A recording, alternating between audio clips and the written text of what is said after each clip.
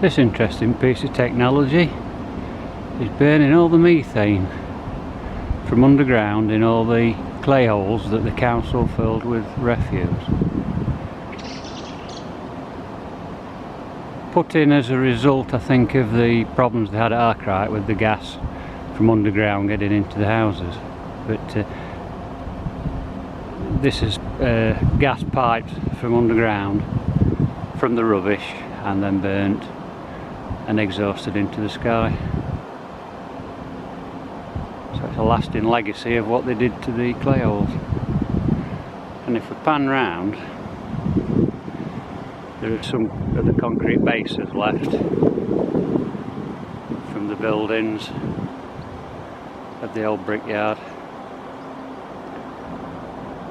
Now the brickyard is, well, was, the kilns and everything were over there, but there's nothing remains of them now.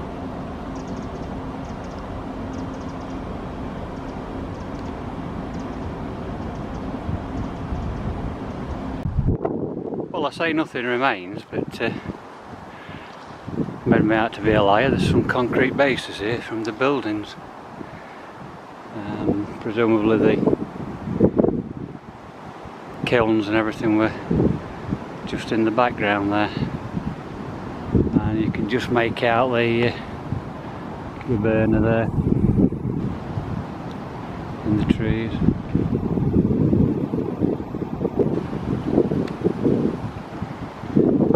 And just beyond is the Midland branch line, the Midlands Dowley branch line, which ran from the right, which is Bolsover and Bolsover Colliery Station, and the left up that way to Polterton and Sutton Station, and then through to Glatwell. It did originally run through to towards Teversall and picked up Plesley and the Teversall lines, but the tunnel at Glatwell got in the way. Subsidence caused it to collapse. So it was allegedly used during the war to store munitions. Here we are on the Midland Dowley branch, looking towards Polterton and Sutton Station. That is just over the road, you can see in the distance. Originally, till this was part of the Stockley Trail, the trail ran under the road, but the bridge was removed and it was made so that the trail crosses the road, but the railway line went under the road. Here we've got some remains. Just shows how quickly nature takes over.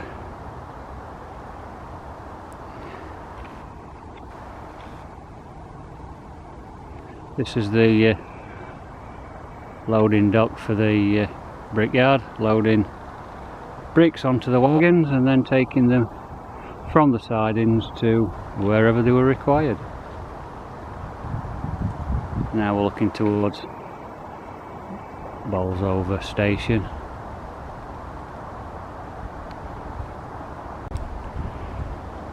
You can see there the side of the siding, and then in the distance you'd have the brickworks, and the bricks would be loaded down and onto the railway from here.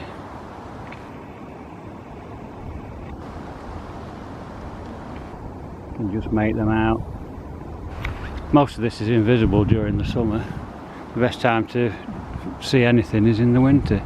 Now this, according to the photograph, is like a shelter. Whether it's for the men that were loading the bricks, or whether the bricks were stored on pallets or whatever to be loaded into the wagons, I'm not sure, but that is clearly shown on the photographs.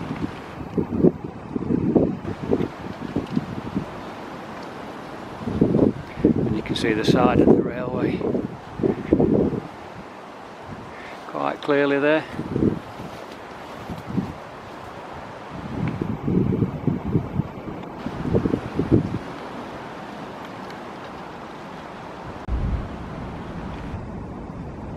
Nature taking over again. moving the stone, moving the concrete, moving the bricks. Eventually there'll be nothing left of this. Nature will take over and destroy it all.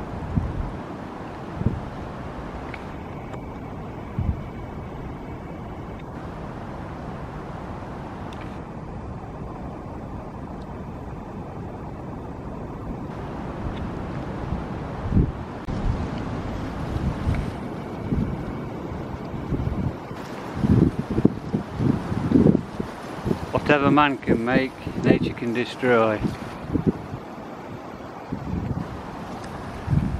It's doing a fine job just here.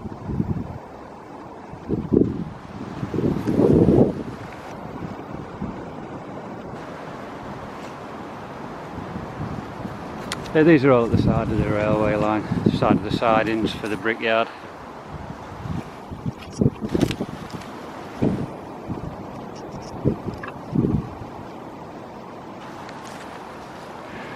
Of course these trees wouldn't be here. You'll be able to see a lot more than you can see now. On the photograph you can see bowls over colliery tips in the distance.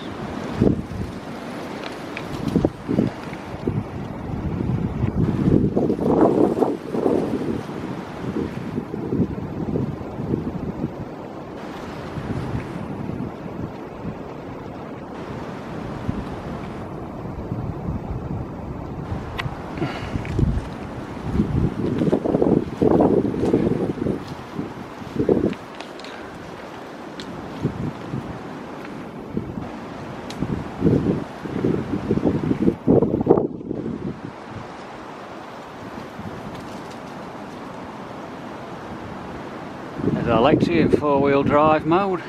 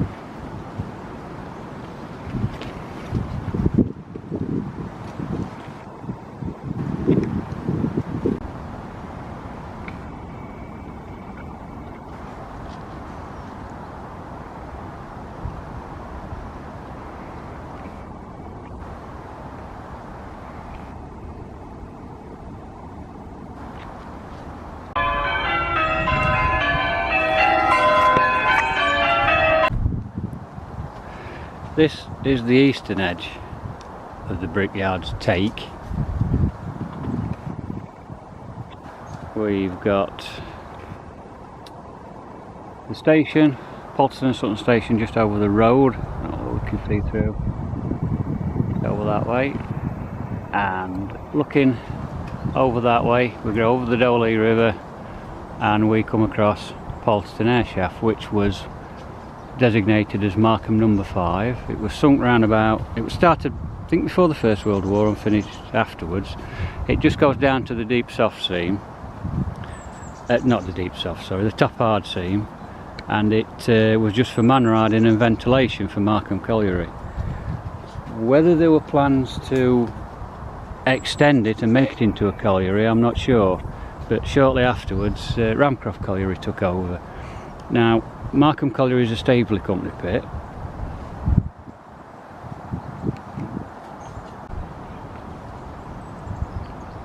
So Markham number 5 colliery and Ramcroft Colliery were owned by the Staveley Company. Polterton Airshaft was owned by the Staveley Company outright as part of Markham, but Ramcroft was owned by the Ramcroft Colliery Company. The Ramcroft Colliery Company had all the directors of the Staveley Company, the Markhams for one. So whether it was sunk to become a new colliery in its own right, Polterton, and then it was taken over by Ramcroft I'm not sure, but it seems to look that way. So this is the eastern edge, and there are quite a few remains at this end, mostly stuff that's damaged. Focus. Thank you. If you dig in the hedgerow, you'll find lots of bottles, usually brown sauce bottles and tomato sauce bottles, because I think this is where they dumped all the rubbish from the snap cabin. But there were several buildings built on the site over the years, knocked down and rebuilt and moved, but one thing they'll not be short of is bricks.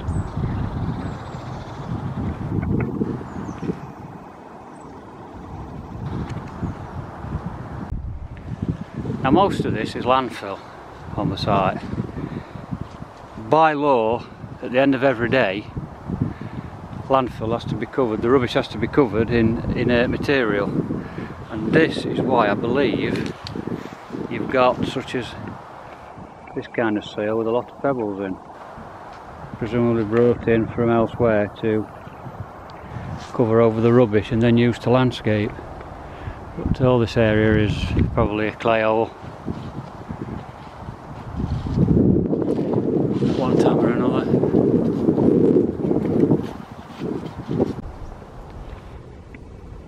Ah, some local clay.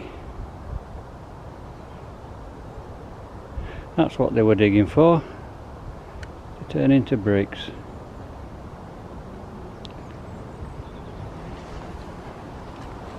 Where the trees are over there is where the original houses were for the furnace keeper and his family, and presumably the owner of the works.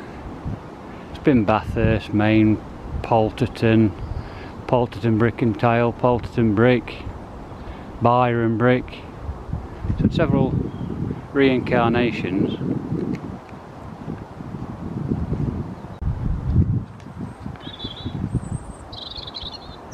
This is the site of the houses. I think there were 3 in total, and part of the brickyard was a colliery, a small colliery called Bathurst, Maine.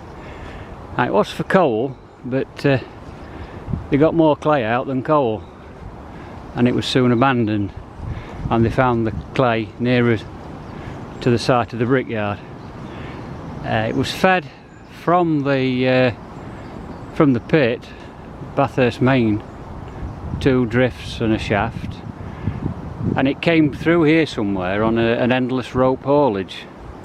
And one day, according to the Derbyshire Times, a young girl, I think she was 2 years old, she wandered onto the track and was decapitated by a string of tubs hauling clay, and there was a big inquest, and the colliery and the brickyard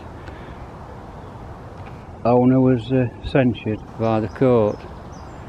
Now whether this is part of the houses, I'm not sure, but they were demolished at some stage prior to the closure of the brickyard. But this is on the eastern edge again. It's a staggered edge, but there are remains still to be found. I think this is part of a tiled floor, looking at things. Looks as if it's had some form of tiling on it. The house is running up that way.